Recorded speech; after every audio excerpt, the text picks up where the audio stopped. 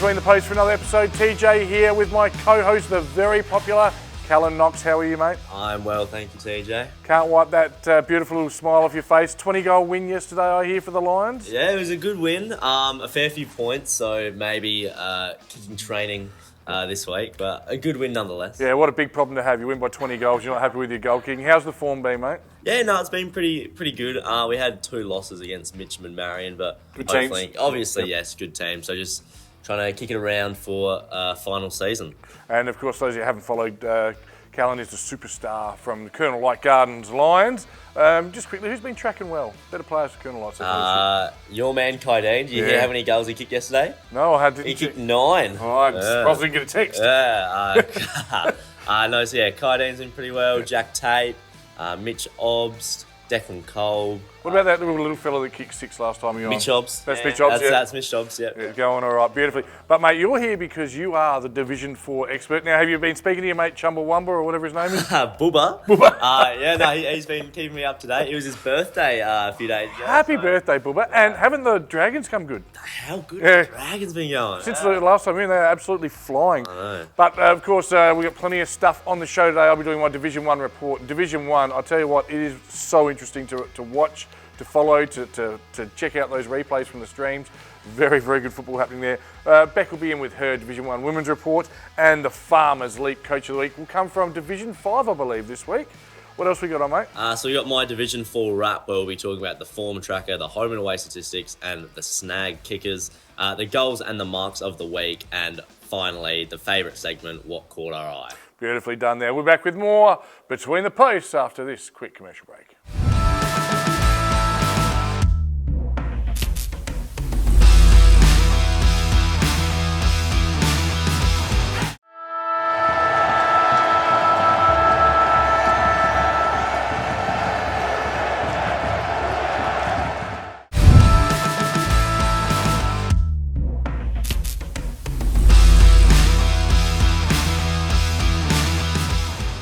Division 1 wrap time. TJ here, and Division 1 continues to entertain and captivate. Look no further than yesterday's stream team at Webb Oval. It was Glenunga 18-12-120, Golden Grove 10-8-68. Dominant win there to the Rams in a game that a lot of people thought they would be severely challenged with a few players out. But Abe Davis with 5 and Sam Parsons with 5 were far too good. Mitch Slater for the visitors also kicked 5. But the man in footage is going to be Abe Davis, number 10. We've seen him before. But have a look at this goal from the great man. Set him up. Well, plenty of Glenunga players. Oh, how's that? West straight to Davis. Davis is going to take a huge roost for That's the it. play of the day. Wow. How good was that? Sorry, Sam Parsons, that might have... Wowee, he certainly can play. Now, I'm going to quote someone who I rate at the highest level as a commentator and a footy analyst, Adam Jeffries. That was Abe Davis's best game for the year, he said. That guy's getting better. Competition, look out. Shout out as well to Link Bennett for his job on Lewis Johnson. LJ took some kickouts and did some big barrels that apparently hit the centre of the ground as well. Always good to see as the coach looked for a way past that impressible Glenunga zone. So, they've tried everything, Golden Grove. It was even at quarter time, but in the second quarter, go back and watch the stream and just see why Glenunga are the best Adelaide Footy League team in all divisions, clearly. They are a great unit. Well done as well to a couple of players who didn't get in the votes or the awards in Decky Fay and Charlie Pridham from Glenunga. For Golden Grove, better players, Slater, Glenn and Shenton. Let's have a look at all those award winners. The Moseley Voucher Best Team Player was Geordie West. The Neomorph Mouthguard Player of the Day was, I'm going to say, a lucky Sam Parsons, because the Abe Davis highlight wasn't too bad, but Abe did, of course, win all the prizes, Belgravia, New Balance, Darfish Beanie, and the wonderful Archie's Thongs. If you'd like to buy some Archie's Thongs, Abe now has 26 pairs for sale. All right. Player of the Year time, 1 vote to Geordie West. I think he will be the Team of the Year ruckman because he just provides every week and they use him a lot. Another great game. 2 votes, Sam Parsons. 4 goals in the second quarter. Completely broke the game open. And best on ground, Abe Davis. What more can you say about Glenunga? They will be the first team, I believe, since Goodwood Saints in 2014 to have an 18-0 perfect minor round. Who's going to stop them? Well, it might be one of these two teams, Port and Shock. They fought out a nail-biter. It was an accurate Port Districts 9-7-61, Sacred Heart 7-14-56, a 5-point win there to the Dizzies. Our player in footage, what a 6 weeks he's had now, Louis Sharrod, number 23. He has polled, I think, in all of the last 6 games, or close to it. Goal kickers, Gray and Batty kicked 2 for Port, whilst Fox kicked 3 for Sacred Heart. Sacred Heart certainly threw down the gauntlet and challenged. They led by 14, 16 and 13 at the breaks. But in the final quarter, Port found their defensive structure and they couldn't get past them. Port 3-2, Sacred Heart 2 points. Better players for the Shockers, Boyle, Fox and Hildyard continues what's becoming a nice consistent patch of footy, while support familiar names of Rose and Haynes, former sample players there last year. But the votes were, well, what I thought I'd see more of in the votes all year. 1 vote, Sam Gray, also judged best at the club. 2 votes to big Scotty Lysette and 3 votes to that man, Louis Sharrod. I've been saying it all year. I think Port are the ones to challenge Glenunga. Maybe they just put their fork in the ground and proved it on the weekend. Our next game had all sorts of ramifications coming off it. It was Brighton and Spock, and Brighton kicked accurately and got the chocolates. 17 goals, 7 to Spock, 10 goals, 11. The man we're going to have a look at is number 48, Will Rivers. He kicked 6 of the best. Ricky O'Loughlin chiming in with 4, whilst Johnny Reid for Spock kicked 3. What we're going to look at now, though, is our Jag Meatworks goal of the day. It's Jarman Segal. Your supporters with confidence, and Jarman Segal is coming to his own in this third term. Box here. So I'll kick after the siren. The only player in South Australia last weekend to play for Brighton and the Adelaide Crows reserves team in the same weekend has a shot after the siren from outside the paint. Enters the tarmac. Has he got the kick in him? Close to the man on the mark. Gives it the kitchen sink. Is it home? It is! What a wonderful goal! Jarman Segal, you've got the snags. 1 kilo, Jag Meatworks. Yes, a nice snag indeed. Interesting stat about Jarman as well last weekend. Played for Brighton on Saturday and the Crows on Sunday. Busy weekend for the young man. It was Brighton's third quarter that did all the damage. 7 goals, 4 to no score, getting them the chocolates and most importantly, getting them out of the relegation zone. Better players for Spock, Alan Rodos. It was a Spock game, so Jordan Lockwood was in there as well. For Brighton, Dixon and Perry, very good, but not in the votes. The votes, 1 vote, Dylan Lang, 2 votes, Ricky O, 3 votes to that man, Will Rivers. Well done to Brighton. Division 1 is looking alive for you now. Next up, we had Broadies and PNU, another thriller. Broadies, 9-14, PNU, 10-13, a 5-point win there to the Falcons. We're going to have a look at number 4, Jed Spence, for his great game. Goal kickers for Broadies, it was Smith, the Bozzer, and McKinnon Collins, the blonde bomber, all kicking 2, whilst the returning Harry Viney kicked 3 for PNU. It was the second quarter of PNU where they were efficient and effective. PNU kicked 6 goals, 3 to Brighton, 6 points, so 9 scoring shots to 6, but that was where the damage was done and the game was won. PNU's tackling, pressure and teamwork was superior, and they were able to get the ball forward and create good opportunities and get good looks. Jackson Wilson deserves a special mention from Broadview for his job on Matty Nunn. Did a great job, was able to lock down him in the first half. Nunn getting off the leash, as great players do in the second half. Other better players for Broadview, Jesse White, who's made a big return and having a big impact. Speaking of big impacts, the big rig Kobe Russell was also very good. For PNU, Mackenzie and Wagner very good, but not quite getting in the votes. The votes were 1 vote to Ant Giannini, the midfielder for PNU, 2 votes to that man, Steve Jackson, and 3 votes to Jed Spence. A huge win for the Falcons. They still sit inside the top 3. If they get that double chance, anything can happen. PAC bounced back after a 90-point loss against Tea Tree Gully. Tea Tree Gully lose another close one. PAC 9-8, Tea Tree Gully 8-7. Craig Pitt, the coach, is our man in footage for his 5 goals, 4 of them coming in the last quarter. Put the team on his back, as a good playing coach does, and got them over the line. For Tea Tree Gully, familiar names, Spence, Latham and Breeden, all kicking 2. Tea Tree Gully led by 18, 18 and 11, but in the last quarter it was 5 goals 1 to 2 goals 1, courtesy of a Craig Pitt masterclass. We are a PAC now with that win actually really do exit the relegation conversation. They're probably safe now, barring an absolute catastrophe. They've done enough and they can now focus on finishing off their year, enjoying their footy, and having a look at what they can do next year in Division 1. Player of the Year votes time. Tyson Breeden from Tea Tree Gully, 1 vote. Wade Chant, PAC, 2 votes, and that man, of course, the coach with best on-ground display. That's all our games, so now we look at what is, of course, an intriguing ladder. Well, we've known it for a while. Glenunga will finish top, and they will play their first home game at home at Webb, probably pushing them straight through to a grand final. Sacred Heart will finish second. They will play their first game, their first final at home as well, 12-3. Then it gets interesting. PNU and Port are in a battle for that third spot, just half a game separating them, and Golden Grove sit a game clear and percentage. I'd like to think that they're probably done enough to play finals. As I mentioned, PAC, 2 games outside of the relegation zone, should be safe. Broadies, 5-10 with just 45%. They are in danger. Now, they missed finals by 9 points across the whole season last year. Came down to the last couple of kicks in the season. Could the same thing happen with relegation? Only time will tell. Brighton, 4.5 wins, find themselves outside the relegation zone. Brett Backwell on the team would be absolutely thrilled with that. And then 2 former Division 1 premiers, 2018 Premier Tea Tree Gully, 2012 Premier Spock, find themselves in the relegation zone. They both have good enough percentage, though, to get over Broadies if they have another win or 2. So it is not over yet. And that brings us to round 16 and the machinations of this. It is intense because the bottom 4 play each other. So this is almost last chance saloon in round 16. It's Spock and Broadies. Broadies win, they stay up.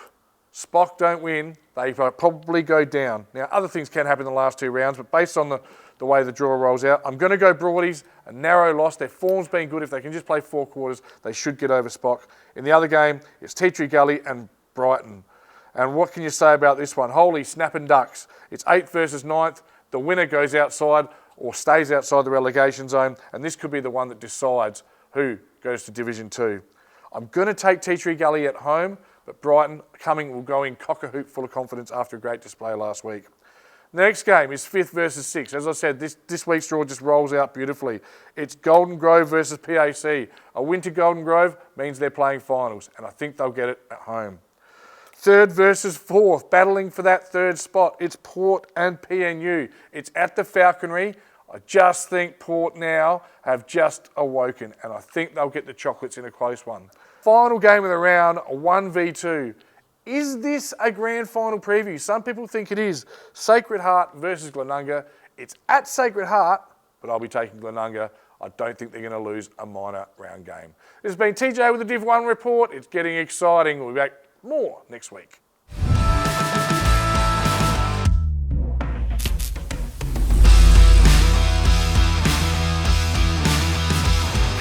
Get a quick and easy low-rate car loan from Police Credit Union today.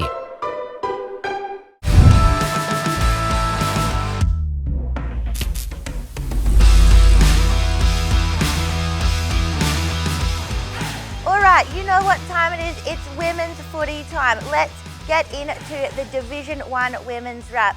I'm Bec Northcott and I'm here to take you through all of the action from the weekend. Now, this weekend finalised the Division 1 standings as well as the beginning of finals in other divisions as well. It's all happening. You'll want to tune in for this. Let's get straight into Division 1. Now, a bit of a recap. Their final round was split over 2 weeks. So last weekend, we of course had Broadview defeating Henley by 15 points. We had 2 games left to go on the weekend. So let's have a look at what happened in the matches between Goodwood and Payneham and Morphettville Park and Golden Grove. Now, spots were on the line. As I talked about last week, spots were up for grabs in the top 4 to the team that wanted to come in and grab them. There were big scores, there were big results. Let's go. We will start with Goodwood and Payneham. This game took place at Goodwood. Now, back in round 7, it was Goodwood who won this matchup by 3 points. This weekend, Goodwood were welcoming back one of their absolute stars in Madeline Griffiths, so they would have been happy to have her back. For Payneham, I think they had something to prove this weekend after going down to Goodwood in their previous match because they have come out firing. Payneham 12-6-78 defeated Goodwood 6-6-42. A 36-point win. They'd be happy with that going into finals next weekend. For Payneham, it was Chelsea Packer again back in front of the big sticks. She kicked 4. as well as superstar Abby Claby kicking 3 as well. Letitia Ackland with 2, Chloe Pedersen with 2, and Chloe Samuel with 1. So many multiple goal scorers in there for Payneham, just kicking bags. We love it. Their best on ground was Jamie Lockwood. Moving over to Goodwood, Emma White, she kicked 2 goals. She had an absolute stunning season in front of goals for the Saints as well. Was backed up by singles with Maddie Griffiths, Olivia McAvoy, Chelsea Newitt and Corey Webb. Their best on was Olivia McAvoy. She has had a really consistent season for the Goodwood Saints, doing really well. Now, I've said it for the last few weeks that Payneham are looking scary. They've won their last 3 games in a row by margins of 32, 128 and now 36 on the weekend. They are in ripping hot form, which is just where they would want to be going into finals. Now, Abby Claby, with those goals she kicked, went to the top of the goal kickers for Division 1 with 23 for the season. Her teammate Letitia Ackland finished in second alongside Emma White from the Goodwood Saints. So plenty of goal kickers to be seen in Division 1, and definitely going to be seeing all of them pop up in weeks to come in the finals. So with that match, Payneham wrapped up top spot. They finished on 10 wins, 2 losses. Goodwood finished on 6 wins, 6 losses, and we'll have a look at the finals that are going to be coming up after this. But the final game of Division 1 season, minor season, that is Morphettville Park and Golden Grove. And the Morphies of old came out to say hello because they finished their season on a 47-point win. So welcome back, Morphettville Park. 11-14-80 defeated Golden Grove 5-3-33. Now, it turns out this was a last hurrah for both teams, and Morphies have decided to go out firing. Their goals came from a variety of places, with Katie Murdoch kicking 3, Caitlin Swanson kicking 3 as well, Tessa Coyne with 2, Elizabeth Probyn Shingles with 2, and Brooke Trevina with a single. Their best on was Chloe Harding. For Golden Grove, their goals came from all singles from Kiara Labesis, Ashley Thomas, Liana Wessingley, Dakota White and Shakaya Wilkie. Their best on was Amali Innes, and she has had another really good season for Golden Grove. Now, Morphettville Park, it took them a while to get going this season. They did not get their first win until round 4, so a bit of a slower season by their standards, but they have finished off well with that nice win in the final round, and it just shows they are not done in Division 1 yet. They will be staying here for many seasons to come. For Golden Grove, it was their first season in Division 1, of course. They have been really competitive and have had some absolutely solid wins, and of course beat Goodwood Saints, who are rolling into finals. They beat the Saints twice, so they've taken it up to some teams. I think they've really made an impact in the division and just made a really strong showing for their first season. I think we will definitely see them in finals action in seasons to come. Now, of course, both Morphies and Golden Grove would love to be playing finals, but I think they have got plenty of positives to take out of this season and a lot to build on to head them into season 2025, and both teams are full of talent that I'm sure are ready to fire again in 2025. Now, just interestingly, there was actually the opposite results that happened in the Division 1 reserves. Goodwood defeated Payneham by 1 point. So absolute scenes there at Goodwood. Their reserves got to finish off the season with a win. They will not be featuring in finals, but they would have been stoked to finish off with a win. And then Golden Grove defeated Morphettville Park by 24 points, and Golden Grove, their reserves will feature in finals. So we'll of course still see the Kookaburras in finals action, but just interesting how those results were flipped there. So where are we at with Division 1? The final standings: Payneham in first, Henley in second, Broadview in third and Goodwood in fourth. So next week it's heating up. The finals are here for Division 1. Of course, we will see 1 versus 2, Payneham and Henley, and 3 versus 4, Broadview and Goodwood. Then in the Div 1 reserves, we will see Broadview taking on Payneham and Henley taking on Golden Grove. So a few different combinations there, not the same teams in both divs. Now, of course, check in with Play HQ to see where your teams are playing once that comes out during the week. Now, let's have a look at the other divisions, because finals action has started. We're coming into it. It's all happening. In Division 2, well, we are ready to go into finals next weekend. The qualifying final will be played between Happy Valley and Hectorville, and in the elimination final, we will see Hope Valley take on Tea Tree Gully. In the Div 2 reserves, the qualifying will be Happy Valley and Tea Tree Gully, and the elimination, Hectorville and Flinders Park. Now, Division 3, we're in finals, week 1. It's all happening. It's already started, and we've got some results to talk about. In the elimination final, Anglevale 5-3-33 defeated Pulteney 2-6-18. So Anglevale win by 15 points to keep their season alive. Now I have to give a quick shout out to Carrie Mewett at Anglevale. She played her 150th game on the weekend. She is a massive supporter of women's footy and just has a massive legacy down there at the Hooters. She's awesome. Well done, Carrie, and good to get the finals win in your 150th game. Now, in the qualifying final in Division 3, there was a crazy result as well. Only 1 point could separate the top two. And Eastern Park have come from second to beat the top team, Brighton. 4-1-25 were Eastern Park to Brighton, 3-6-24. So a little bit of wasteful kicking there by Brighton, and this will set up their showdown next week with Anglevale to get into the grand final. Division 4, even more finals action. In the qualifying, Mitcham 5-6-36 defeated Modbury, who scored just a single point. Now, Mitcham, they have not lost since round 6 in Division 4. They are in red-hot form.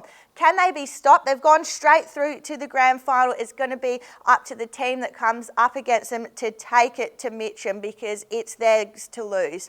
Now, the elimination final in Div 4, that was a close one again. It was a 4-point win to Scotch over Woodville South. So we'll see Modbury and Scotch next week to get into that grand final. And finals, we're still going. Division 5, qualifying final. The undefeated Athelston beat Salisbury by 47 points to head straight into the Division 5 grand final. They were led, of course, by a 6-goal haul by, you guessed it, Natalie Lohman. She just cannot miss this season and just taking her team, the Raggies, straight through to the grand final.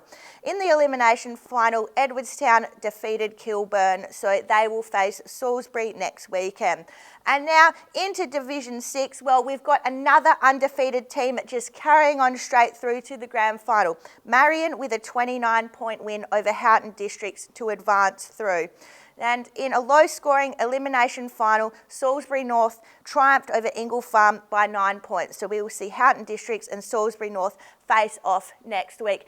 Wowee, there is just so much finals action to be had. It's an exciting time for women's footy in SA. And of course, after next weekend, we will have all of our grand final contenders locked in for Divisions 3 to 6. And that is, of course, ahead of our full day of grand final streams on the 17th of August. I am so excited. I cannot wait for that. And of course, as I said, Division 1 and 2 getting underway this coming weekend with finals, looking ahead to the grand finals on the 24th of August. Make sure you tune in to all of these streams. It's going to be so great, so much women's footy, 2 entire days of streams. I can't wait. So make sure you come back and check in with us to see who's playing, what's happening, who's made the grand finals, and see if your team has made it.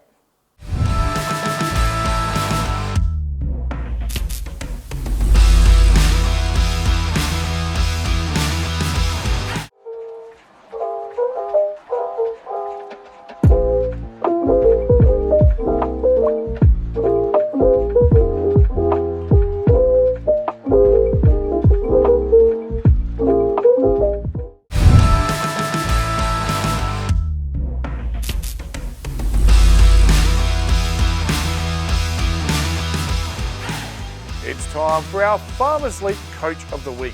This week, coming from Division 5 and from the Mitcham Hawks Football Club, it is Luke Ivans. Congratulations to Luke. Mitcham currently sitting with a 15-1 record, are top, looking like they'll have home finals. They're on a 13-game winning streak and playing some beautiful football. Luke's doing a great job leading the club, and I'm sure they'll go very deep in finals. Congratulations, Luke Ivans. You're the Farmers League Coach of the Week.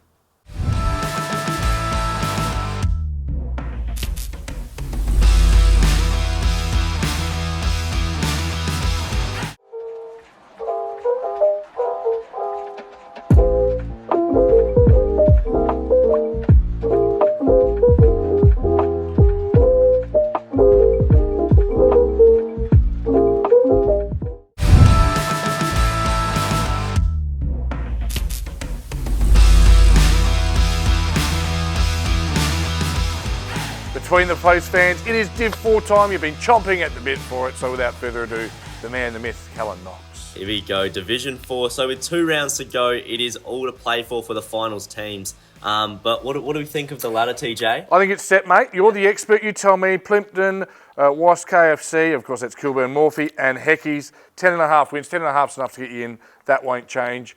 I think mathematically Kenilworth can still get in, can Mathematically, they can. But you don't want to be relying on mathematics. No, not at this time of the season, at least. And obviously, relegation looks to be pretty much set. Is that a fair statement? Yeah, absolutely. So that's been what caught the eye. Jeps and Prac yesterday was the battle for relegation. Again, you don't want to be disrespectful to Gazer, but both teams play Gazer again. So Jeps won't be caught, so the Rams will stay in Div 4 for mine. Yeah. So we'll move on to the form tracker now. Yep. So Gazer, last 5, 0-5. I mean, there has been signs of improvement in recent weeks. I mean, they're versing Jeps Cross next week, so hopefully you can only hope for more signs of improvement. I guess the 2-minute road trip shouldn't be too much trouble with these northeastern rivals. And shout out to Matt Downey, who was recently named as coach as well. Well done to Matt. He's been a former player and stalwart of the Gazer Footy Club, so good appointment. Yeah, and then we've got Paraka in number 9. Their last 5 have been 0-5. Again, not ideal for Paraka. Closest game in that last 5 has been Walkerville and Kenilworth. And then with Kilburn and Gazer, I mean, mathematically, they can still stay up if they somehow produce a miracle against Kilburn. But it's not looking ideal for Paraka. We then head to Jeps Cross, who their last 5 has been 2-3. And I sound like a broken record here, TJ. Again, I said that Jeps Cross have felt like they haven't been playing as bad as they have. All year you've been saying they wouldn't be relegated, and they haven't been relegated. And they haven't been. Yep. And last time I was on here, I predicted that they'd beat Hectorville in that big upset. They lost by 9 points, so I think it's not the worst prediction I've ever had. Yep. And since then, I mean, they had that loss against Westminster Old Schools. I think it was about 130 points. But then they only lost to Kilburn by 2 points. So despite these other losses, they want to beat Gazer and Walkerville and then staying up, which is good signs. Move on to Walkerville, 2-3, convincing wins against Paraka and Gazer. They're fighting to stay in Division 4, which I think they will. And so now they've got Hectorville and Jeps Cross, hard opponents, but a point secures a safe spot. Moving on to Kenilworth, 2-3. As we said before, mathematically, they are still able to make the finals. But against Westminster, a fiery Westminster, anything, and Morpheville Park, that'll be a hard task. Yep. Hectorville, 4-1, been on a good run of form with a nail-biting finish against Kilburn, which is hopefully a good look for what can come into the finals. Morpheville Park, 3-2, been up and down over the last 5 games, beating Kilburn, Jeps Cross and Walkerville, and they want to push for that double chance in the last 2 rounds. Now, the top 3, the big guns. Yes. Kilburn, 2-3. Again, they've also been a bit up and down the last... They've gone off the board a little bit. They have, a little bit. They're currently sitting 3rd. They just lost to Hectorville and Westminster Old Scholars just. So no doubt if these teams face up in the finals, it'll be an all-time classic. Number 2, Westminster Old Scholars. Their last 5. Led by Boobsy. Led by Booba. 5-0. I want to say maybe they're the hottest team in terms of form in the competition at the moment. I mean, last time I spoke in here, I said how big it would be if they beat Plimpton. And that was just like, it would be good if they beat them. Wasn't expecting too much. And they went on and did that by 28 points. So it looks like they have hit their peak at the right time. And then the league leaders, Plimpton, 5-0, just getting it done at the top of the table. Apart from the minor hiccup, Plimpton have looked good and now just 1 win away from securing the minor premiership. But that will not be easy as they're versing both Morphies and Kilburn in the last 2 rounds. Yeah, your boys, the Dragons, I can tell you what, they're the most popular Dragons since Khaleesi and Game of Thrones. Yes. There you go. Okay, the home and away, the favourite stat. TJ, you know how much I love the home and away stat. I'm a bit of a, I do say it a bit. So since last time we spoke, there's been 36 games played. 21 of them have been won at home, which displays a 58.33% win rate at home, even further showing the importance of having a home final and winning the home final. And that percentage would actually be significantly higher, and I don't mean to be disrespectful, but Gazer, it's not their year. If you took Gazer out of the equation, it would be in the 60%. Most definitely. definitely showing the importance of that. So then the best players are Curtis Phillips from the Westminster Old Scholars. He's had 15 out of 16 best player nominations, and then second is Jack Jarrett with 14 out of the 16 best player nominations from Paraka. I think the next few are all 10 out of 16. So it's just that big jump of Curtis Phillips and Jack Jarrett. Yep. Definitely the danger people for both Westminster Old Scholars and Paraka. Jaden Davidson from Kilburn, I've got some notes on him as well. He's been having an absolute stellar year. So he'll be one to watch come finals. Yeah, and then moving on to the snag kickers, I've got the top 5 here. Yep. Zach Peake from Plympton with the 65 goals. Second, Jack Goodman-Glasson from Hectorville with the 59. Nick Leck, number 3 from Westminster Old Scholars, 55. Corey Sully, number 4 from Kilburn, is kicked 50 goals. And Jack McDermott, number 5, Morphettville Park with 43 goals. Yeah, interesting to see all different teams and all of those teams in the final. So it'll be great to see how they go on the big games in September. The former Glenelg player Nick Leck, Bubba has been providing me with the goods, and he sent me some vision. I don't know if I'm hoping that Hugo cannot whip this up, but he took an absolute screamer. I believe it was against Jeps Cross, and Bubba sent me a Snapchat. It was an amazing mark, and as soon as I got that Snapchat, I was like, have to include it onto Between the Posts. So yeah, lovely from Nick Leck there. A stat for the ladder leaders at Plympton. They have scored 1,920 points for the whole competition. The team next in line is Westminster Old Scholars with 1,587. So that's a 300-point difference of scoring, just showing how deadly they are in the forward line. And my game of the round next week must be Plympton versus Morphies. It'll be huge for both teams. Obviously, if Plympton win, they become the minor premiers. They get the week off. And if Morphies win, they keep their top 3 dream alive. So that is my game of the round. So, Yeah, absolutely. Yeah. An important game for Morphies as well. With Hecky's just a half a game behind. If they can't get the top 3, they want the home final. The past years we call it, I think it's called Kellett Reserve at Morphy Park, is a definite advantage. And with your home and away stat, definitely an advantage they'd want to keep. Most definitely. And that is the wrap for Division 4. Beautifully done. I'm sure that has pleased many a Division 4 fan. Now, you'll be back in only a few weeks when we have a look. We're getting all the specialists in to preview the final. So thank you very much, Cal. Stick with us. We'll be back with more Between the Posts after this short break.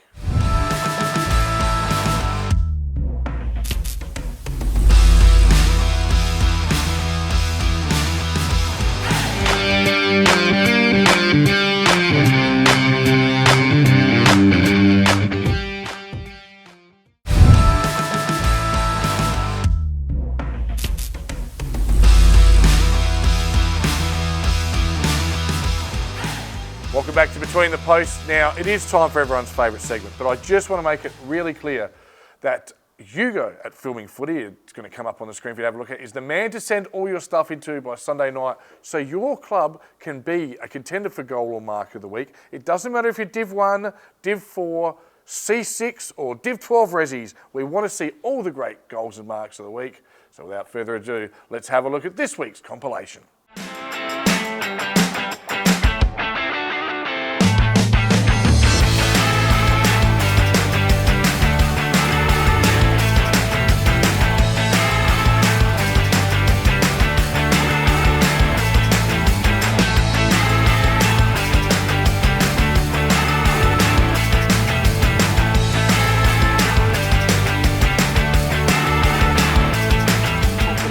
Space, player leading out, bang! Oh, well done. Fair dinkum. Have a look at that. Will Schmidt, you superstar! And that could be a contender for our snag.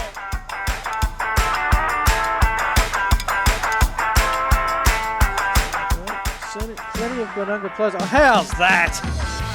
We're straight to Davis. Davis is going to take a huge roost for the player of the day! Wow. How good was that?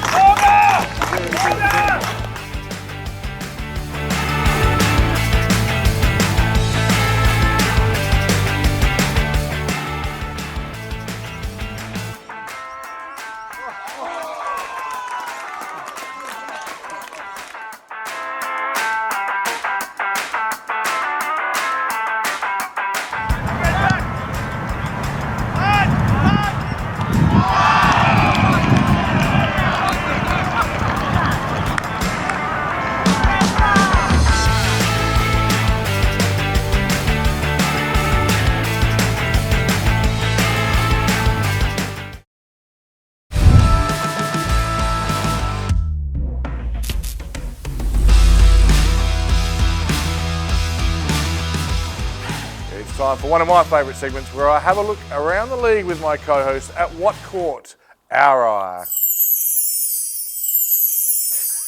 Nice one, Kalan. We're starting in Division 1, mate. You can go first today. Division 1? Yep. Okay, so I think it has to be the obvious one for me. Glenunga still being undefeated after 15 rounds. From 4-point wins against Port District to 90-point wins against Prince Alfred. They just know how to get it done. So that has to be what's catching my eye for I Division think 1. it's catching everyone's eye. The last team to go undefeated in the season was in 2014, which was Goodwood Saints, but they lost a final. So I don't ever remember anyone doing the 20-0 in Div 1, but yeah, it's on the cards at the moment. Beautifully done. I had a look at Port and Shock because I thought that was following on from your game. It's who's going to challenge Glenunga. I tipped Port and got that one. It was an accurate Port, 9-7-61, Sacred Heart, 7-14-56. Sam Gray and Louis Sharrod, the absolute stars. So a huge win there for Port and just putting claims to the fact that they might just squeeze into that top 3 and challenge Glenunga.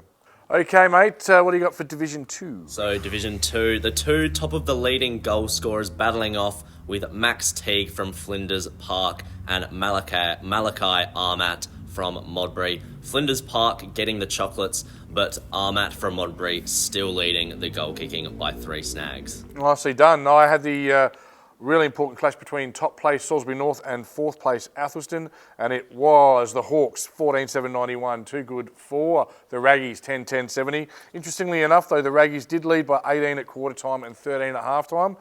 Salisbury North coming home with a wet sail, courtesy of 5 goals from Jake Wagner, and great to see former Centrals junior Brodie McBride in there doing good things. Wonderful little left footer with a big future. Very nice. Division 3. So my Division 3 is that Henley keep their invincible season alive with a 184-point win, showing again why they should be in Division 2. 20-0. 20, it looks on the cards, doesn't it? Sure does. And what caught my eyes, I'm always interested in who's going to challenge them. I thought it was going to be Lockleys, and it probably has been confirmed. Because yesterday it was 3rd place North Haven taking on 2nd place Lockleys. North Haven 10-15-75, and accurate Lockleys 13-5-83. But what really caught my eye is Benny Harron, 11 of 13. That is an outstanding effort. Takes me back to some of the other times things like this have happened. I played in a game where Lawrence Shackey, the late great Lawrence Shackey, father of Josh, kicked 11 of 12 for Jeps Cross in a game I was playing and lost by 3 points. Huskis, I think, kicked again for Jeps Cross, 12 of 14.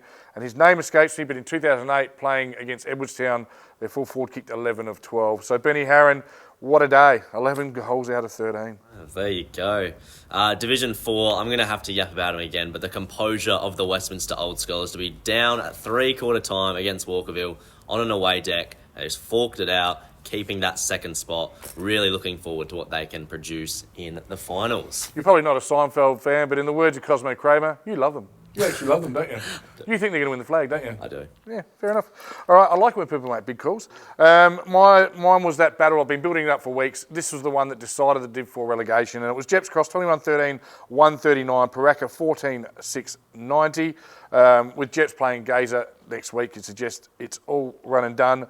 Tahana best for the Rams with 4 goals. Congratulations, Jeps Cross.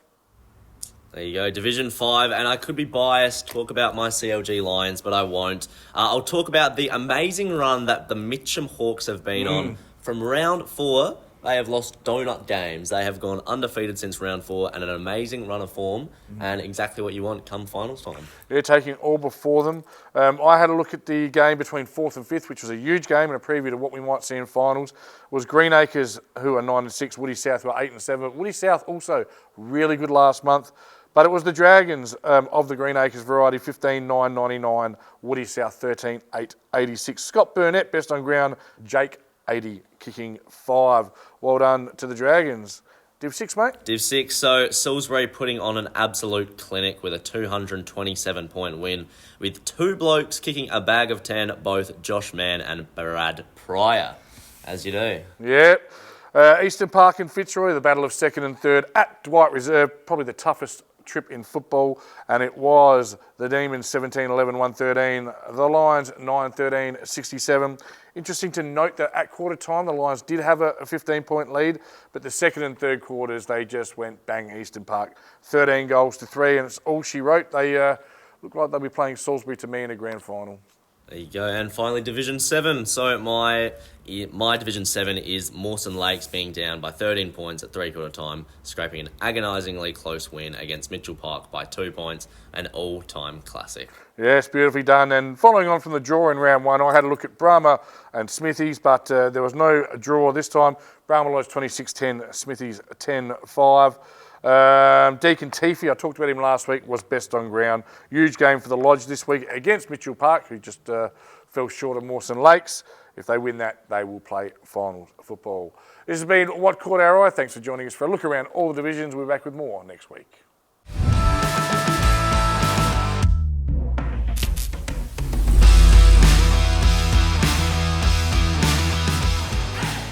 Welcome back to Between the Posts for the final word, brought to you by SAPOL. Have you had fun today, mate? I had so much fun as always. Not as much fun as you do on a Saturday, though. Speaking of which, where are your Colonel Light Gardens Lions playing next week? Pulteney at Pulteney. Pulteney at Pulteney, beautifully done. And you would have played them already once this year and took care of them, didn't you? I believe so, yes. Yeah, we did, yes. Yeah, Not believe so, done. we did.